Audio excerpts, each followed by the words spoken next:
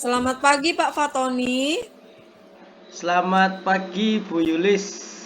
Bagaimana kabarnya? Alhamdulillah kabar baik. Bagaimana jenengan? Alhamdulillah baik juga Pak. Nah, baik Pak Fatoni, perkenalkan nggih, sudah tahu kan saya Bu Yulis nggih. Nggih. Kali ini saya akan bertindak sebagai observer pada kegiatan coaching pagi hari ini yang akan dilakukan oleh Pak Fatoni dengan Bu Iis. Nah, izinkan saya menyampaikan rubrik penilaian kegiatan coaching untuk kegiatan demonstrasi kontekstual modul 2.3 ini ya. Dalam coaching kali ini, hal-hal yang menjadi fokus penilaian keterampilan coaching itu ada banyak, ada 8. Ada kompetensi coachingnya, kemudian kompetensi spesifik apa yang ingin dikembangkan oleh Pak Fatoni dalam coachingnya, kemudian menanyakan indikator ketercapaian dan tujuan pengembangan yang diinginkan, dan yang keempat, coaching bebas dari penilaian dan asumsi. Hanya fokus pada area yang dikembangkan berdasarkan hasil pra-percakapan. Kemudian menanyakan apa yang sudah dilakukan pada saat coaching, kemudian yang menjadi indikator ketercapaian pengembangan juga yang diinginkan. Oke. Yang keenam, menyampaikan catatan hasil observasi berbasis data yang bebas dari penilaian dan asumsi, fokus pada area yang dikembangkan. Ini juga berdasarkan hasil pra-percakapan. Yang ketujuh, menanyakan kompetensi apalagi yang ingin dikembangkan berdasarkan hasil coaching hari ini. Kemudian, ketepatan waktu pada saat pengumpulan tugas. Semoga Pak Fatoni sebagai coach dapat memenuhi poin-poin sesuai dengan rubrik penilaian coaching pada tugas demonstrasi kontekstual 2.3 ini. Apakah ada pertanyaan Pak Fatoni atau Bu Iis? Pak Baik Fatoni, Bu nggih, Yulis, ada pertanyaan? atas yang disampaikan Bu Yulis tadi semua sudah cukup jelas. Sudah sebelumnya juga kami sudah mencoba mempelajari di LMS dan diperjelas oleh Bu Yulis. Insya Allah saya akan melakukan coaching pada pagi ini dengan seoptimal mungkin sesuai dengan apa yang menjadi prasyarat di LMS. Terima kasih Bu. Ya. Nah, kalau sudah seperti itu pada kegiatan coaching kali ini, kompetensi coaching apa yang ingin Pak Fatoni kembangkan? Terkait kompetensi coaching yang ingin saya kembangkan itu adalah pada aspek mengajukan pertanyaan berbobot, Bu. Karena apa saya pilih itu? Karena untuk menghasilkan proses coaching yang baik, yang mampu memberikan stimulus pada coachingnya, yang mana dalam proses coaching sendiri kan untuk menggali kompetensi dari coach sendiri dan memberikan solusi atas dari hasil pikiran coach. Maka untuk dapat menjadikan hal tersebut berjalan baik dan coach dapat menemukan solusinya perlu pertanyaan pemantik atau pertanyaan yang berbobot dari saya selaku coach. Seperti itu, Bu. Ya, luar biasa Pak Fatoni apa yang sudah disampaikan bahwa kompetensinya ingin mengajukan pertanyaan berbobot sehingga Nggih. nanti coachingnya bisa menemukan sendiri ya ide kreatif Nggih. untuk menemukan solusinya. Nggih, Nah, betul, Bu. bagaimana apakah Pak Fatoni sudah siap untuk melaksanakan coachingnya? Oke, insya Allah, Bu, siap. Mari kita lakukan. Ya, yuk kita mulai yuk. Bismillahirrohmanirrohim, monggo. Yuk, bismillah. Bismillahirrahmanirrahim. Assalamualaikum Pak Fatoni. Waalaikumsalam, Bu Iis. Bagaimana kabarnya? Alhamdulillah Pak Fatoni. Mohon maaf nih. Sebelumnya saya mau mengobrol sebentar, bisa Pak Fatoni? Oh, tentu Bu, tentu bisa saya. Mau cerita apa sih, Bu Iis? Begini nih loh Pak, saya itu bingung dengan pembelajaran di kelas saya Pak. Sampai saya itu loh geleng-geleng kepala Pak. Kenapa Bu memang Bu? Ada apa nih kok sampai membuat Bu Iis bingung ini? Ini Pak Fatoni, murid saya itu loh ada yang susah sekali mengendalikan diri. Dikit-dikit emosinya itu langsung tinggi Pak Fat. Oh, Masya Allah.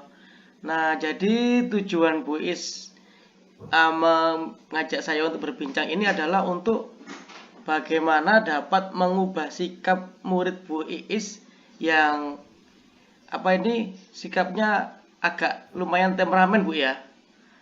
Iya, Pak. Nah, Jadi saya untuk Bu? Untuk sebagai guru yang baik, idealnya seperti apa Bu? Murid yang baik itu menurut Bu Iis? saya itu ingin anak saya di kelas itu bisa mengendalikan emosi, Pak, supaya nantinya mereka itu bisa fokus dalam pembelajaran. Oh ya, berarti tujuan Bu Iis ini agar murid Bu Iis dapat melakukan pengendalian diri Bu ya, mengendalikan emosinya agar dapat fokus terhadap pembelajaran. Karena kalau memang emosinya berlebihan nanti mengganggu Bu ya. Iya, betul sekali Pak Fatoni. Nah, saya itu bingung Pak, bagaimana ya caranya ya? Kalau menurut Bu Iis sendiri nih, anak yang dapat mengendalikan emosi dengan baik itu yang seperti apa, Bu? Kalau menurut saya ya Pak Fatoni ya, anak itu bisa mengendalikan diri itu ya anak itu dapat menenangkan dirinya Pak, mengatur emosinya, terus bisa mungkin menyalurkan emosinya dalam kegiatan-kegiatan yang lebih positif Pak Fatoni. Oh, jadi anak yang dimaksud Bu Is ini murid-murid yang dapat mengendalikan emosi itu murid yang dapat mengadaptasi dirinya terhadap lingkungannya begitu ya. Dapat mengetahui bagaimana kondisi temannya, memahami dan mengerti kondisi dirinya sendiri juga itu ya Bu ya. Nah, selama ini terkait yang tadi Bu Is ceritakan, itu upaya apa yang sudah Bu Is lakukan untuk bisa menciptakan lingkungan seperti itu dan agar anak yang tadi disampaikan itu dapat mengendalikan emosi? Apakah sudah ada upaya, Bu? Ya, sebenarnya saya sudah melakukan pendekatan ya Pak ya secara pribadi ke anak. Tapi mungkin saya belum melakukan secara maksimal Pak cara-cara yang lainnya Pak. Seperti memakai roda emosi mungkin Pak belum saya lakukan. Oh, belum. Supaya saya lebih bisa tahu perasaan murid itu dari rumah sebelum pembelajaran itu seperti apa. Itu belum Pak. Oke.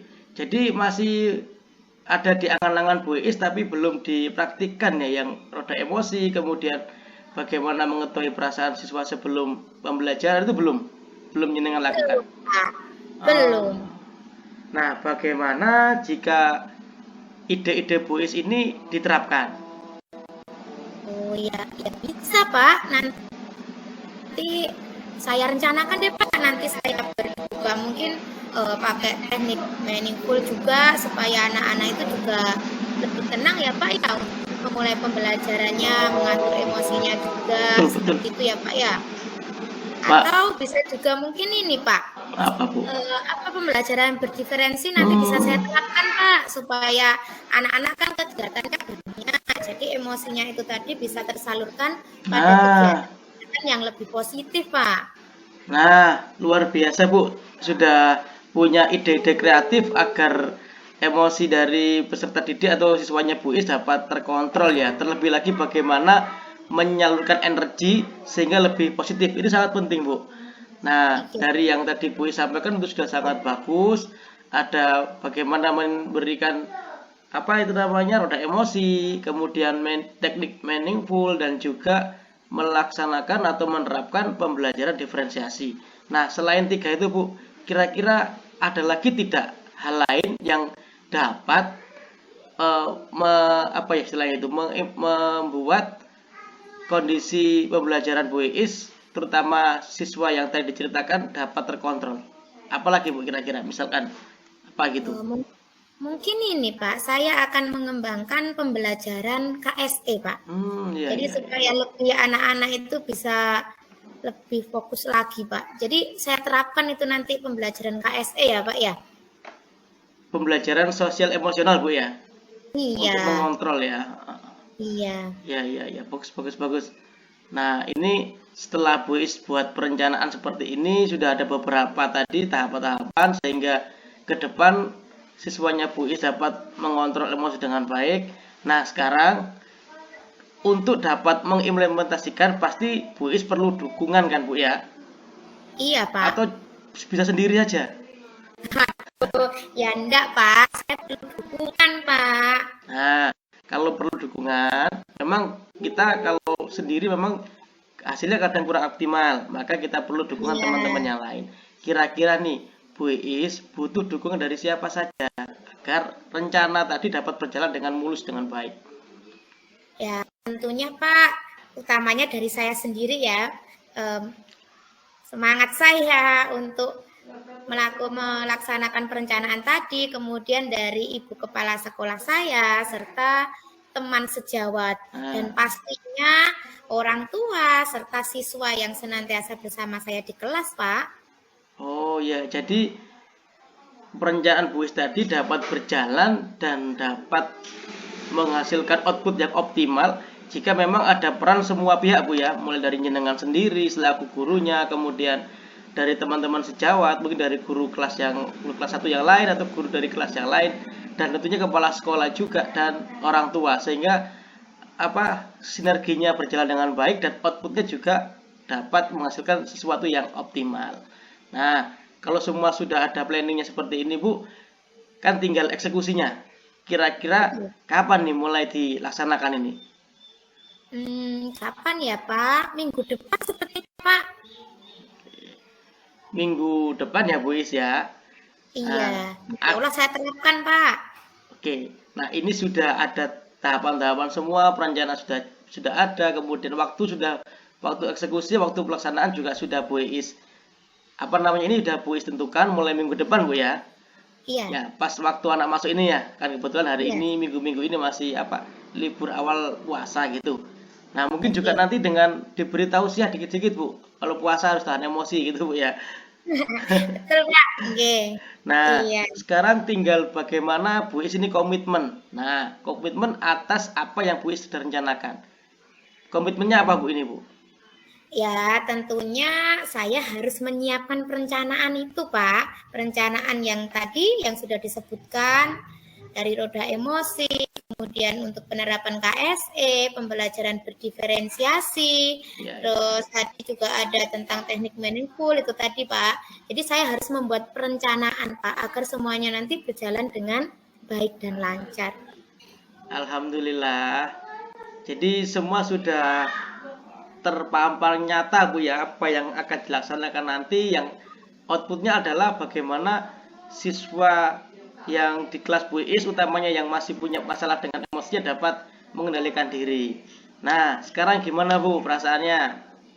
Apakah masih ada yang ingin didiskusikan atau bagaimana? Alhamdulillah Pak Fatoni sudah sedikit lega, sudah ada Alhamdulillah. perencanaan tadi, nanti tinggal eksekusinya ya Pak Fatoni ya. Eksekusinya. Nanti kalau saya sudah membuat perencanaan, eksekusi, nanti saya hubungi Pak Fatoni lagi, cerita-cerita lagi ya Pak ya. Iya, Terima kasih Pak siap Bu. Fatoni ya. Iya sih. Nanti ketika Bu Is sudah melaksanakan ini, harapannya Bu Is dapat lancar dan apa yang diharapkan Bu Is dapat terlaksana dengan baik. Nah, tentunya kita perlu namanya itu Bu, refleksi dan evaluasi. Barangkali ada hal yang masih perlu dibenahi lagi Bu ya. Nanti saya tunggu aksi dari Bu Is dan saya tunggu juga Bu Is kabar-kabar. Semoga kabarnya nanti baik Bu Is ya. Iya. Ya udah Pak Fatoni, terima kasih loh Pak Fatoni. Sama-sama Bu, terima kasih kembali. Ya, assalamualaikum Pak Fatoni. Ya, waalaikumsalam. Monggo Bu, ini juga sudah jam masuk kelas ya. Monggo Bu. Iya, monggo nggih. Nah, sudah selesai nggih coachingnya antara Pak Tony dan Bu Iis. Alhamdulillah Bu Yuli sampun. Iya, luar Tadi. biasa sekali kalian berdua. Nah, sekarang kita masuk ke pasca coaching nggih. Nggih. Saya akan bertanya untuk Pak Tony. Berdasarkan coaching yang telah Bapak lakukan tadi, apa yang sudah dilakukan pada saat melakukan coaching tadi yang menjadi indikator pencapaian pengembangan Dalam proses coaching yang tadi saya lakukan praktiknya bersama Bu Iis, saya sudah berusaha, Bu Yulis sudah berusaha melaksanakan coaching dengan prinsip dan paradigma coaching yang baik. Saya juga berusaha hadir secara penuh, mendengarkan dengan baik apa yang disampaikan Bu Iis selaku coach, dan saya juga sudah berusaha untuk menerapkan alur tirta. Indikatornya tadi Bu Iis sudah menyampaikan keluh kesahnya akan problem di kelasnya, dan Bu Iis sudah juga merangkai merangkai perencanaan atau pemecahan masalah dari problem atau masalah di kelasnya. Dengan tadi itu diceritakan bahwa di kelasnya itu ada satu orang siswa yang punya energi lebih sehingga temperamen. Nah, ini yang akan dicoba diperbaiki melalui teknik meaningful, pembelajaran sosial emosional, kemudian pembuatan roda emosi di awal pembelajaran, dan juga Bu Is tadi mencoba akan melaksanakan juga pembelajaran berdiferensiasi untuk mengakomodasi anak tersebut, sehingga harapannya di akhir pembelajaran yang Bu Is terapkan, anak-anak ini dapat lebih mampu mengendalikan dirinya, utamanya anak yang bermasalah pada emosinya tadi. Itu sih Bu Yulis, menurut saya yang dapat saya lakukan tadi. Mungkin ada evaluasi dari Bu Yulis, monggo. Oke, baik Pak Fatoni, dari apa yang sudah disampaikan Pak Fatoni tadi berarti dari tahapan coaching tadi sudah menemukan gitu ya solusi yang didapat untuk permasalahan pada Bu Iis. Nah, itu sudah luar biasa sekali Pak Fatoni, apa yang sudah Bapak lakukan tadi sudah sangat bagus. Nah, Pak Fatoni izinkan saya menyampaikan beberapa catatan pada saat proses coaching tadi, berdasarkan hasil observasi yang sudah saya lakukan selama jenengan dan Bu Iis melakukan coaching. Nah, yang pertama, secara keseluruhan coachingnya tadi sudah baik. Untuk proses coachingnya sudah baik dengan mengawali membangun percakapan sesuai dengan mitra Kemudian tahapan tirtanya juga ada dari mulai tujuan, kemudian identifikasi masalah, kemudian rencana aksinya sampai dengan tanggung jawab dengan tanya komitmen Bu Iis untuk kedepannya itu tadi sudah dilaksanakan dengan baik sesuai dengan urutan tirta. Kemudian sedikit mungkin yang perlu ditingkatkan lagi adalah presensinya dan menjadi pendengar yang aktif. Kadang kan kita sulit ya untuk mendengarkan pihak bicara kita agar kita tetap fokus dan sebagainya untuk menanggapi dan sebagainya. Mungkin itu yang perlu yang perlu saya sampaikan pada coaching hari ini untuk Pak Fatoni dan Bu Iis. Terima kasih Bu Yulis atas masukannya. Mungkin benar yang disampaikan Bu Yulis tadi.